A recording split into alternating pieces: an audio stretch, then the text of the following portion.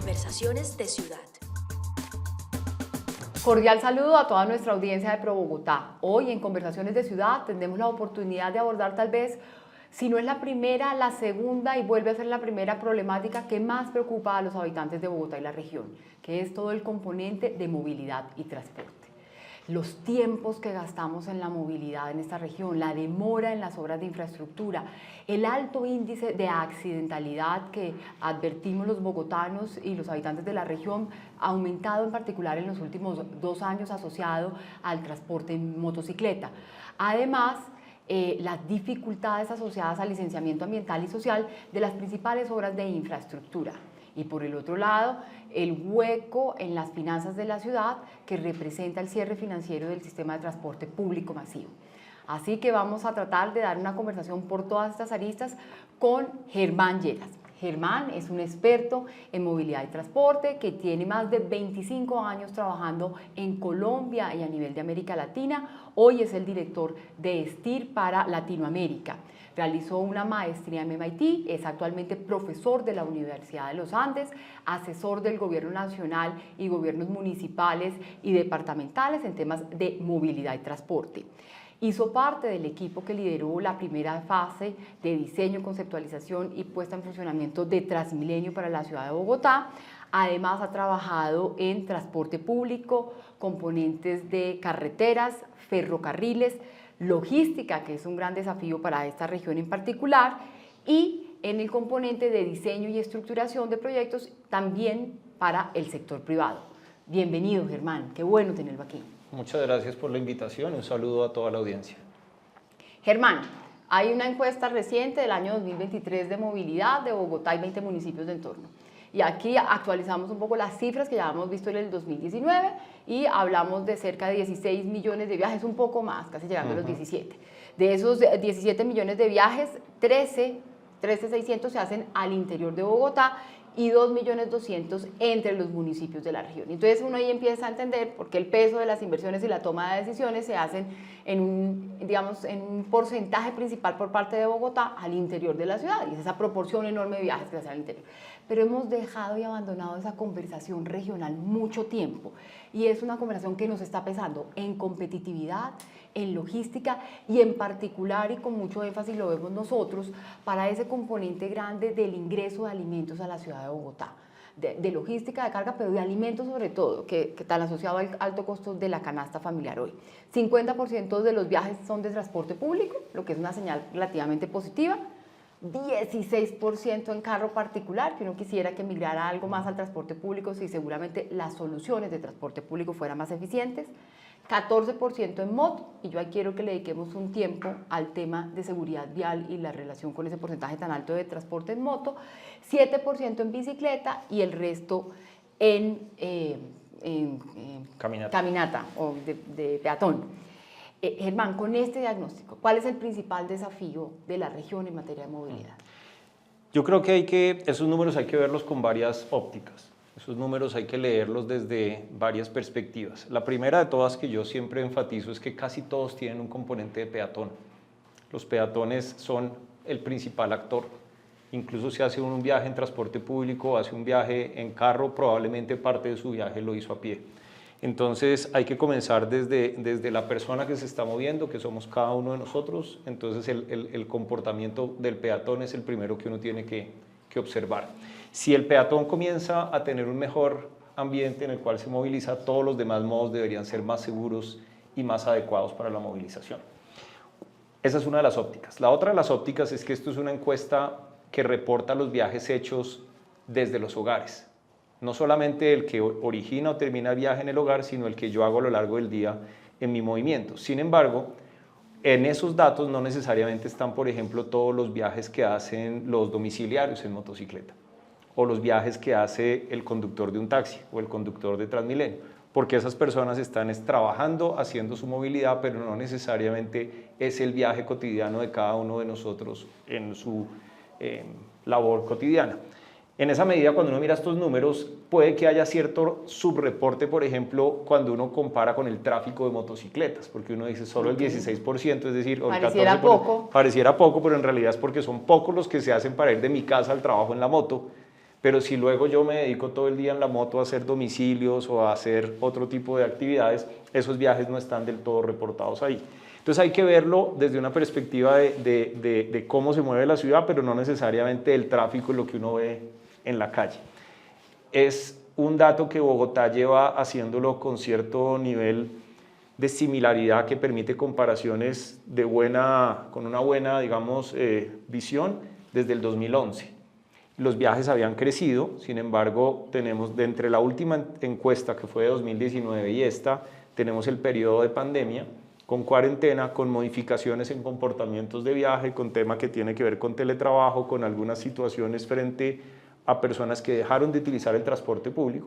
Casi 2 millones, ¿no? El Eran transporte 19 público, millones más o menos para la encuesta del 2019 y sí, 16 hay y unos del temas 23. ya más estadísticos de cómo se hacen ciertos datos, pero no se observa un crecimiento muy grande. De acuerdo, así es. Cuando uno no observa crecimientos muy grandes, comienza uno a pensar qué puede estar pasando. Digamos, separando el tema puramente estadístico de que haya alguna aproximación estadística distinta, supongamos que no la hay, las ciudades y las comunidades que dejan de tener algunos viajes o lo hacen porque están bajando su actividad económica. Esa es una posible pregunta, hipótesis que habría que ver si es que ha bajado la actividad económica y a quién está afectando, o si como resultado de la pandemia hubo unas modificaciones fundamentales en la forma como ciertos grupos de la población viajan. Que uno diría que sí, porque parte de la migración se dio para vivir en los municipios y seguramente podrán aprovechar el teletrabajo. Hay una penetración de teletrabajo relevante. Sin duda eso ocurrió. ¿Cierto? Y lo otro es más viajes asociados al estudio también, con educación virtual o dual. Ese es otro elemento, otro que no hay mucha investigación, pero hay evidencia, lo que llamamos anecdótica, por ejemplo, de más viajes en patinetas, mayor uso de ciertas bicicletas que comienzan a mover hacia otros modos de transporte que hay que comenzar a investigar mejor, porque no son como los tradicionales que uno normalmente encasilla. En la participación de la encuesta uno debería empezar a agregar esos otros modos. Y la encuesta permite, como con un poquito más de detalle, tratar de investigar qué pasó con esos. Entonces creo que es un momento interesante de cambio que hay que seguirlo investigando. Yo creo que hoy en día hay mucha más información automática que se está generando todos los días, que podría ser que encuestas de estas no tengamos que hacerlas cada 5 años, sino incluso las podemos hacer un seguimiento con mucha mayor frecuencia, con unas muestras más cortas. ¿A partir de Waze o de qué decimos que esa encuesta automática? Nosotros utilizamos varios mecanismos. Sí. Nosotros utilizamos la telefonía móvil. Hoy en día hay varios de los proveedores de telefonía móvil que tienen acuerdos con organizaciones que hacen análisis de Big Data. Nosotros hacemos eso de manera frecuente. Es decir, yo podría sacar para pasado mañana la matriz origen-destino de Bogotá. Maravilloso. Cuesta, obviamente, porque hay que, sí, no es automático. Pero existe la solución tecnológica que puede darle respuesta. Luego, la información de velocidades y de rutas a través de todas las distintas aplicaciones que hoy en día creo que casi todos los que nos movemos, incluso en bus, prendemos el celular para ver dónde viene el bus o si este bus me sirve o no. Si voy en el carro, en la moto, también hay aplicaciones. Entonces, hoy en día uno puede juntar mucha más información y tener un seguimiento más frecuente de lo que está pasando. Yo creo que sí es pertinente seguir teniendo encuestas grandes porque el conversar con una familia y sacar información, creo que hoy en día no lo permite solamente los seguimientos a los datos de celulares o de Transmilenio, por ejemplo, tiene un muy buen mecanismo, está en información abierta en la que cualquier persona puede bajar la información de validaciones de su sistema de recaudo y con eso también mirar en dónde se sube más gente, menos gente, cómo está comportándose a lo largo de la semana, del mes. Entonces hoy hay gran información que nos permite estar más cerca de lo que está pasando. Entonces la encuesta yo creo que es un ejercicio muy importante, pero yo creo que hay que acudir a información más frecuente que nos permita ir tomando decisiones también en el más corto plazo y no esperarnos. Muy buena recomendación en este contexto que en virtud de las obras está cambiando constantemente la movilidad a partir de lo que se habilita, lo que se cierra, entonces es una recomendación. Se pueden hacer seguimientos de muy buena, digamos, de muy oportunos en el tiempo para tomar decisiones. Hablabas de que seguramente la encuesta no recoge el total de los viajes de motocicleta. Y además hemos señalado aquí que la motocicleta es responsable de gran parte de la accidentalidad. ¿Cuáles son las principales causas? ¿Qué podríamos hacer desde la ciudad para mitigar un poco ese número de accidentalidad? Estábamos hablando antes de empezar para nuestra audiencia de más de 1000 personas que han perdido la vida en el último año en accidentes o siniestros de tránsito asociados a las motocicletas. Entonces ahí hay un factor importante. En total, motocicletas yo creo que puede explicar, no tengo el dato, pero yo me atrevería a decir que es más de la mitad o 2/3 de ese número.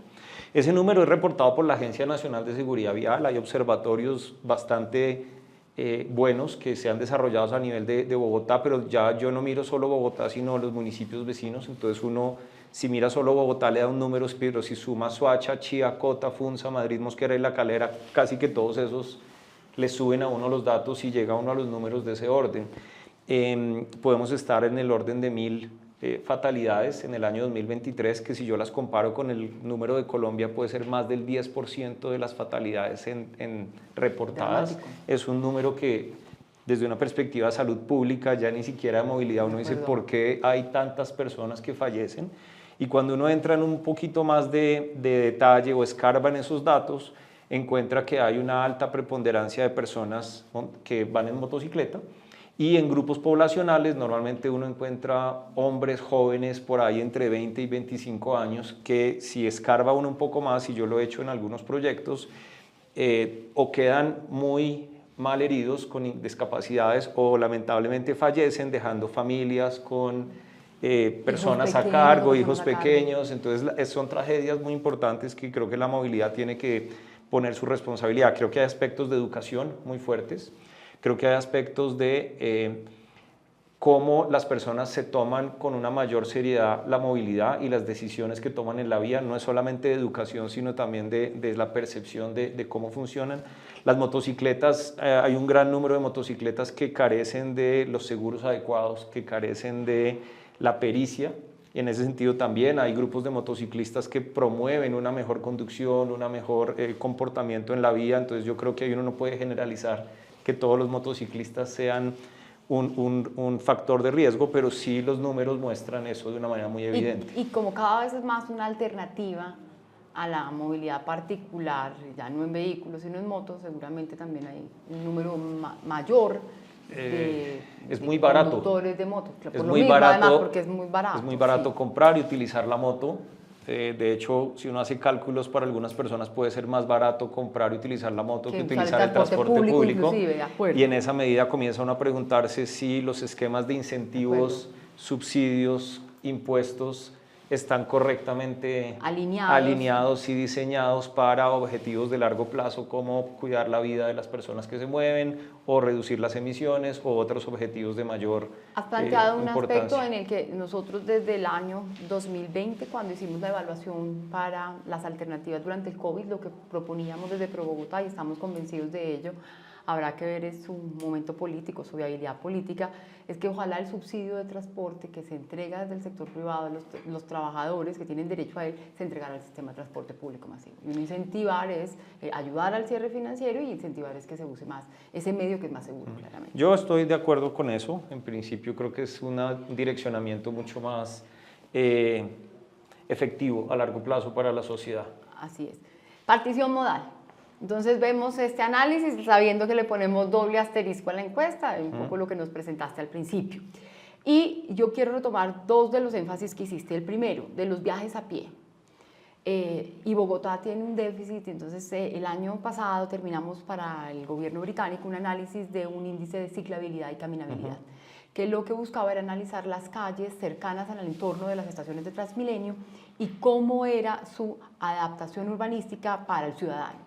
Y lo que encontramos es que hay unos déficits de los sitios donde hay mayor número de pasajeros hora sentido del entorno urbano para adaptarlo, o que se conecte efectivamente, que llegue en una ciclorruta para poder asociarse al sistema de transporte público y que para el pasajero sea muy fácil el cambio modal, o caminando. Son unas estaciones que están, el entorno de las estaciones es absolutamente inseguro, con muy mal espacio público. ¿Qué podemos hacer ahí para mejorar? Y si eso es Bogotá, en el entorno de los municipios es aún mucho más crítico la conexión de la movilidad peatonal desde la casa hasta el sistema de transporte público.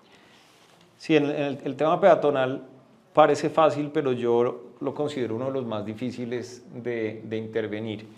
en algunas investigaciones y trabajos que también desarrollamos el año pasado en el cierre de la administración anterior, fue evidente que el espacio público peatonal es de todas las entidades y no es de ninguna. Entonces no hay una gestión. Entre la alcaldía local, no, el IDU, el acueducto, la energía, la Secretaría de Ambiente, la seguridad. Cuando uno comienza a mirar el mapa de actores que en algún momento tienen algo que ver, es básicamente casi que todo el espectro de las entidades del distrito. Para quienes nos están viendo, más o menos se necesitan 57 permisos para poder intervenir el espacio público, entre las autorizaciones de las redes de servicios públicos, la calidad, el ornato, si se requiere alguna intervención del jardín botánico o de la Secretaría de Ambiente, como bien lo dice Germán. Hasta de actores privados que tienen responsabilidad sobre el frente de sus predios, antejardines, accesos a estacionamientos. Entonces, en esa medida, la intervención de los espacios públicos peatonales es muy compleja porque los niveles de coordinación, financiamiento, gestión son un reto muy difícil.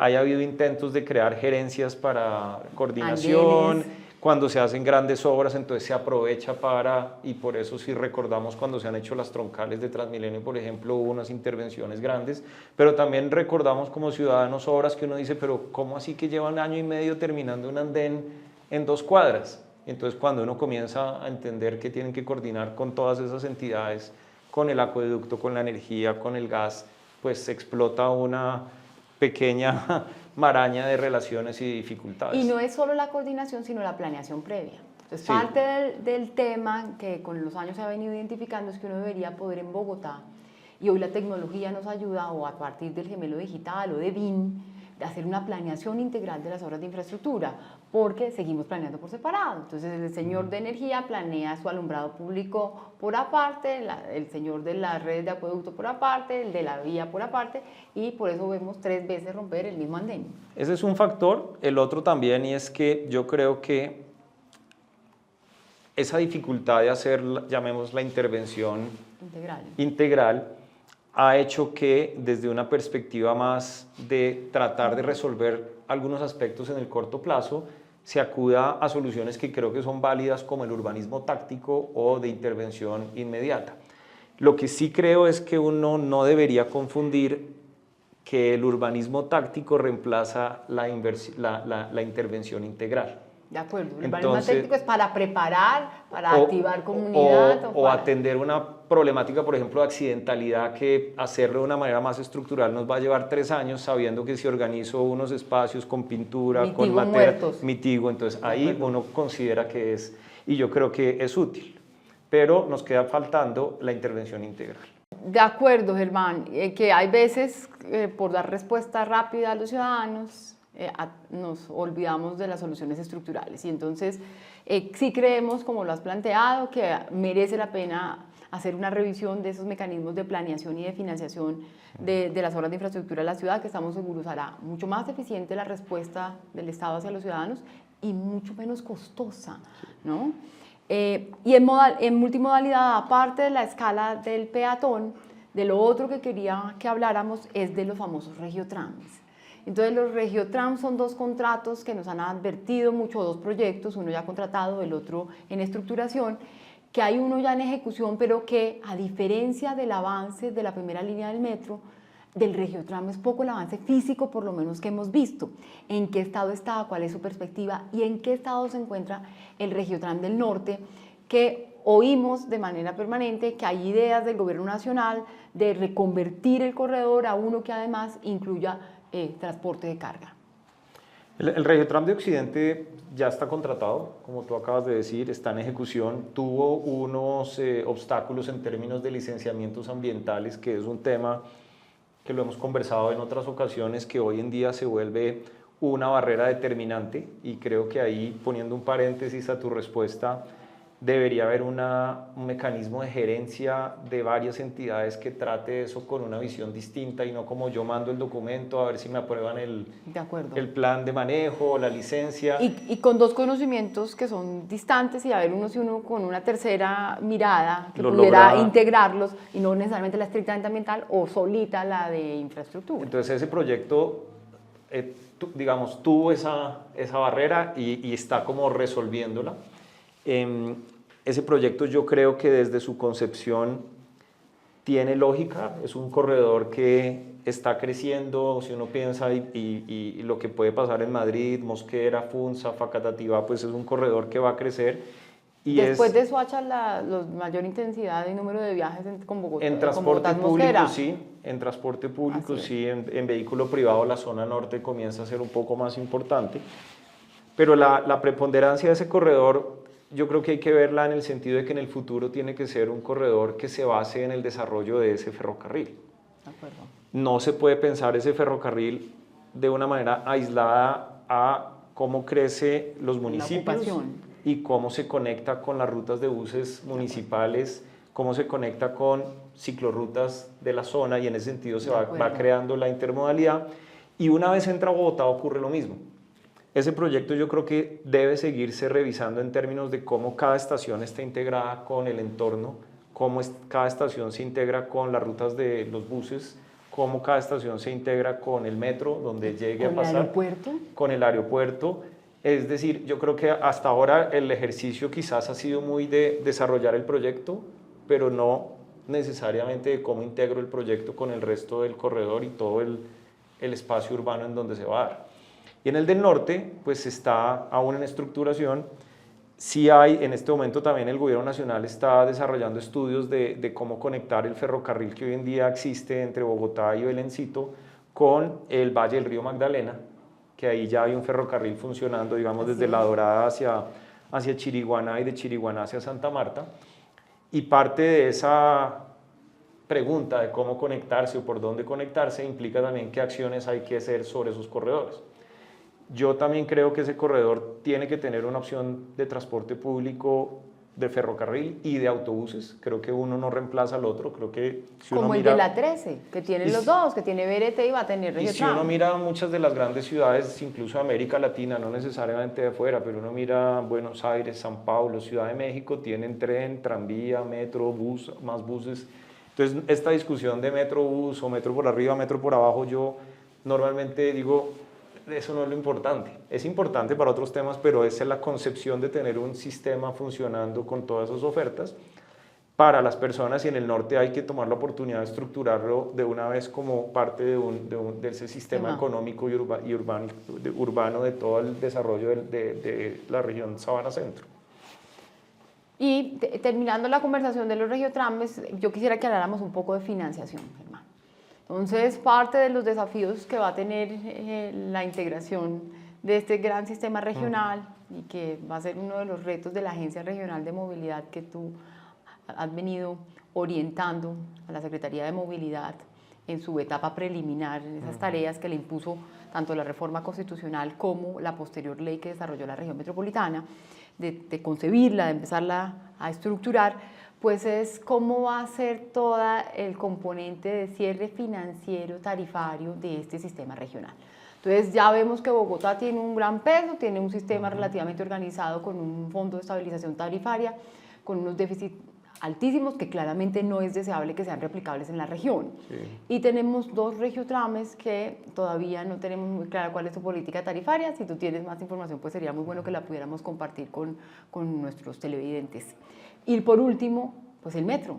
Y el metro también va a entrar, aunque en principio su tarifa es una tarifa contractual, está cubierta al 100%, no sabemos si ampliar el sistema y en el mediano plazo, si sea así, lo ideal sí sería que pudiera captar algunas rentas asociadas o al desarrollo inmobiliario o a otros ingresos que le permita mejorar los ingresos al final a la ciudad de Bogotá para apalancar de mejor manera el sistema de transporte público masivo.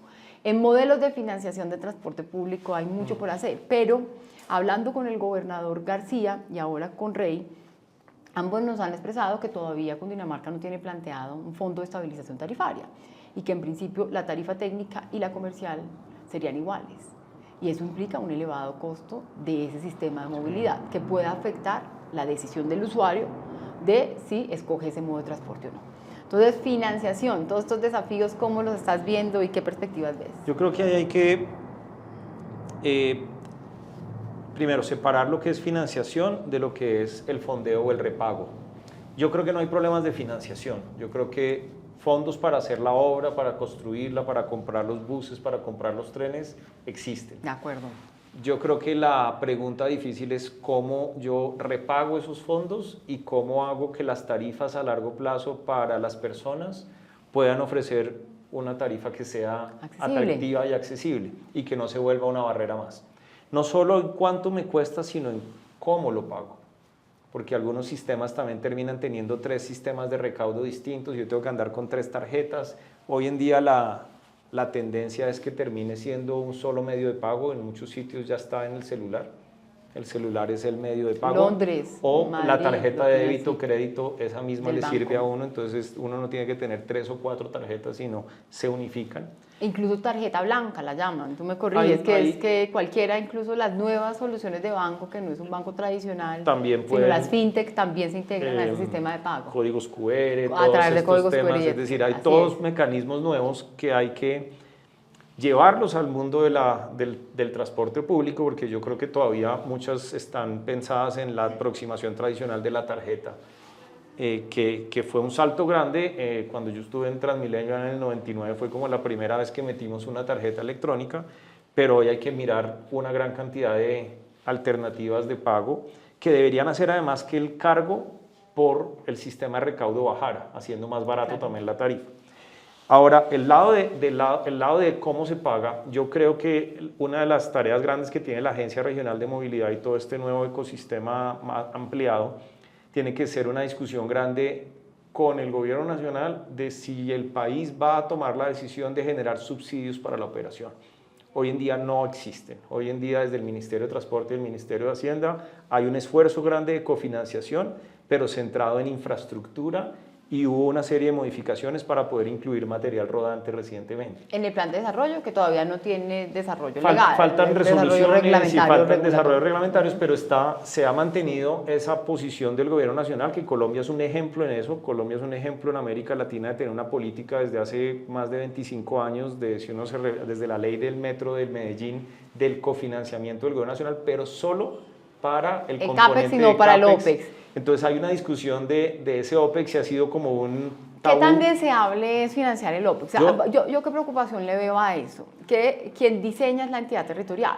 Sí. Y entonces yo diseño, como no voy a tener el costo político y financiero de asumir al 100% la responsabilidad de ser autoridad tarifaria local, pues diseño entonces un Ferrari. Y entonces diseño sistemas mucho más costosos en la operación, que después le digo, papá gobierno, compartamos el gasto. En eso estoy de acuerdo. Y en eso, la política nacional, con todas las deficiencias que tiene hoy, me parece que es razonable. Es razonable. Señor municipio, diseñe un sistema que usted después va a tener la responsabilidad de administrar tarifariamente y de fondear el déficit en eso de operación. Yo estoy de acuerdo en que el subsidio no puede ser una licencia a pedir lo que sea y que sea el mecanismo. Hay estándares y hay mecanismos en los cuales uno puede también, desde una percepción, ya vemos así, supongamos que está en el gobierno nacional y le llegan las cuentas, porque eso ocurre en muchos de los países del mundo, se hace el subsidio a la operación, y hay mecanismos para auditar también que yo no esté, entre comillas, pagando una ineficiencia. Así es. Entonces, lo que tú dices es muy cierto en el nivel de voy a diseñar el Ferrari para después tener que pagar el Ferrari cuando en realidad no necesitaba el Ferrari, o le estoy dando unas rentas a alguien adicionales que no necesariamente tienen que darlas. Entonces ese es el otro riesgo que hay. Pero yo creo que la posición de un lado o el otro no lleva a que de pronto logremos algo intermedio que nos permita. Entonces yo sí creo que hay que dar la discusión y ver en qué marcos se podría dar. Parte de la discusión era asimilar el repago de los buses con el material rodante, que hasta donde yo tengo claro se entiende como CAPEX y no se suma la tarifa en el caso de los trenes, y que los BRT funcionarán igual. Ese es un mecanismo. Los mecanismos también son, hoy en día hay distintas formas de adquirir material rodante, no tienes por qué hacerlo activo, sino cuando en las últimas fases de Transmilenio hubo esa transformación. Yo también tuve la posibilidad de trabajar ahí, en el cual ya no son esquemas de propiedad y operación, sino propiedad, que así funcionan las aerolíneas, las navieras. Y te garantiza tener última tecnología, te garantiza reposición, que es muy útil. Y entonces los mecanismos de cómo repago eso no necesariamente tienen que ir con el mismo cargo a la tarifa. Entonces no es solamente un tema de pedir y pedir, sino de cómo se hace un mejor diseño financiero y de la estructuración de los actores para tratar de ir bajando las cargas de cobro al usuario. Yo creo que no hay una solución única, sino es la mezcla de todo lo que hemos hablado. ¿Cómo hacer? Y en este esquema de una autoridad regional, como estamos viendo que está creciendo, y yo soy amigo de que crezca y se fortalezca, cómo desde una perspectiva de una visión ya regional se diseña un sistema estratégico de transporte, porque si no hay ese diseño desde una persona o una entidad que lo vea, va a ser mucho más difícil la distribución de subsidios o la generación, alineación de costos para que salga más barato el sistema. Entonces yo creo que el otro componente es la organización de cómo todos los actores trabajan de manera unificada. Si uno mira historia, por ejemplo, el Consorcio de Transportes de Madrid, una experiencia que mucha gente conoce acá, uno de los detonantes de que eso ocurriera era casi que para que el gobierno le entregara subsidios a la operación, tenían que consorciarse y tenían que organizarse. Si no se organizaban, el mecanismo de subsidio no llegaba de una manera tan eficiente. No es que desapareciera del todo, pero se potenciaba la posibilidad de entregarlo. Es una oportunidad que tenemos hoy. Entonces yo creo que esa es una oportunidad que tiene Bogotá y los municipios de al lado de plantear ese esquema y poder acceder a financiación desde el gobierno nacional o desde otros actores. Hoy en día hay financiación verde, financiación de varios mecanismos internacionales que podrían llegar a la compra de material rodante, al desarrollo de estaciones que promuevan desarrollo orientado al transporte público, estaciones que cumplan requisitos LEED o de cualquier otra naturaleza. Dotacionales, que tanta falta le hacen a la región en materia de salud o educación. Que hay que aprovechar. Germán, y en ese sentido, pues la Agencia Regional de Movilidad llega en un muy buen momento. Está la Secretaría de Movilidad, digamos, desarrollando la ley y empezando a darle como el carácter y lo que se va a dedicar y sus fortalezas a partir de las competencias legales, que a mí me gusta que precisemos a la audiencia. Uno, la agencia no va a ser la empresa Metro, la agencia no va a operar tampoco los Regiotrames, ni va a operar Transmilenio.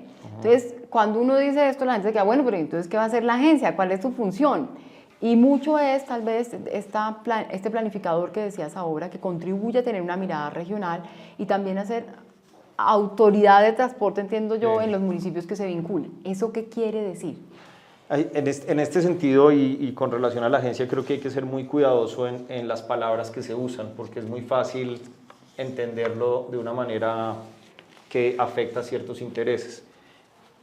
Cuando uno lee la ley, primero tiene que enmarcar la agencia dentro de la región metropolitana, que es digamos, un nivel que está por arriba de la agencia. Es un nivel de planificación que incorpora distintos niveles o sistemas. Entre ellos podemos pensar de manera más, digamos, para la audiencia, cómo tener una especie de ordenamiento territorial regional, cómo cuidar temas de abastecimiento de alimentos. En ese sentido de ver la región como un organismo de planificación más amplio es que aparece la Agencia Regional de Movilidad. La Agencia Regional de Movilidad sí tiene unas características de autoridad, pero tiene autoridad particularmente sobre las rutas intermunicipales de los municipios que hagan parte muy bien, o sea que el municipio de Chía administrará sus rutas internas al interior, con sus competencias del alcalde y las tradicionales hasta hoy. Muy bien. No hay, la ley no especifica que los municipios pierdan su competencia como autoridad de transporte al interior del municipio. Muy importante. De hecho, la autoridad en intermunicipal tampoco era de los municipios, es del Ministerio de Transporte. Que se la hace en virtud de la ley. Entonces la ley ya se la entrega a la autoridad, pero la autoridad hoy en día, para aquellos municipios que no hacen parte de la región o cualquier otro municipio de Colombia para una ruta entre dos municipios, es el Ministerio de Transporte. Entonces mi entendimiento es que no se está quitando ninguna competencia en términos de autoridad de transporte. Muy bien. Lo que sí hay es una visión integrada y por qué yo creo que hay lógica de que haya autoridad en este nuevo marco de gobierno regional.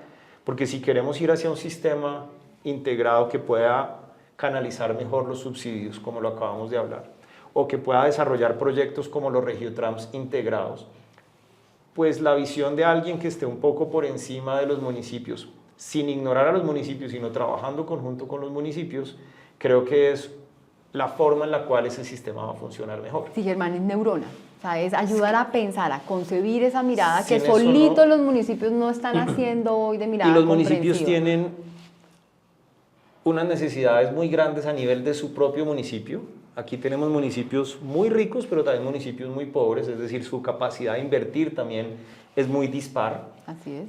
Y una agencia que vea por arriba puede ayudar a conseguir financiamiento de otros lados para hacer también inversiones más Y equitativas. que los alcaldes se concentren en su misionalidad interna del municipio y esta agencia le apoye la mirada. Y de todas maneras los alcaldes hacen parte de la agencia. Así si uno es, mira la conformación de la junta directiva, son los mismos De alcaldes y acuerdo, alcaldesas. son ellos. Entonces está en la labor del alcalde o alcaldesa estar allá y tomar las decisiones, llamamos así, en representación o tomando la voz de su municipio o de la Y ayuda incluso a la zona. nación, que tiene tal nivel de complejidad de todos los municipios del país, que esta región, que apoyada un poco en la capacidad institucional de Bogotá, puede generar mejor conocimiento, más información. Y ahí hay mejor un tema muy relación con los importante municipios. que tú planteaste hace unos momentos y lo acabas de decir, y es, yo no he visto en ninguna instancia que se diga que la agencia va a operar el metro o Transmilenio. No.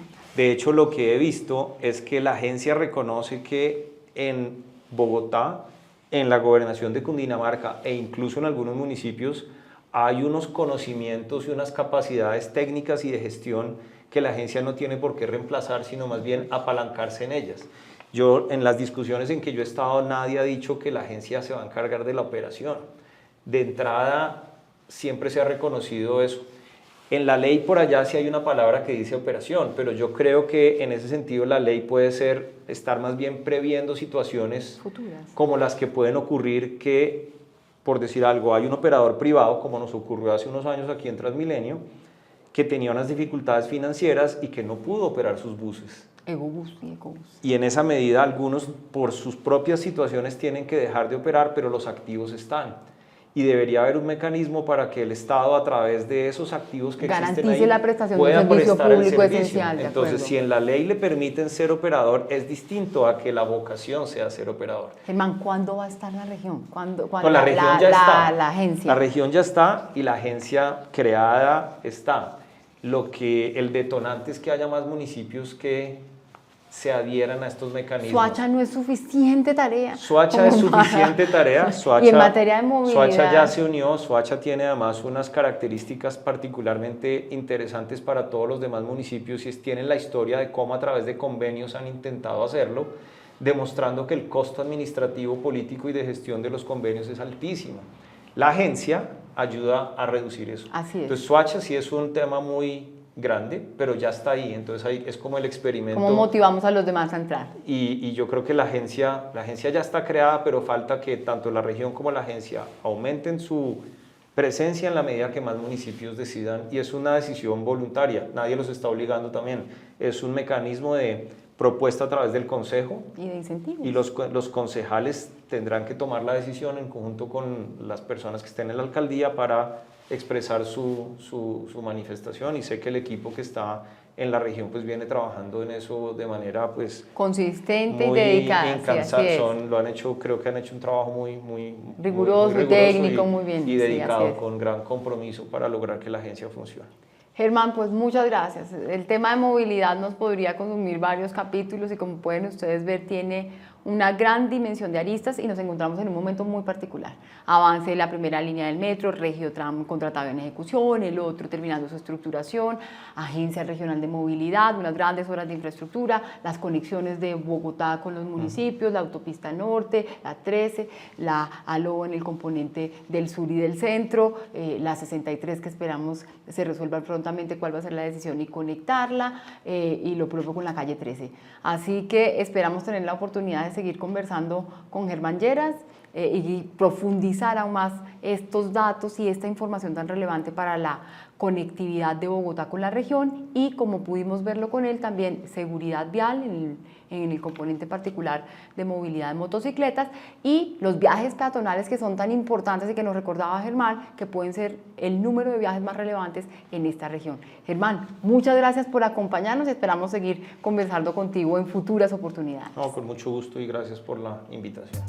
Conversaciones de Ciudad.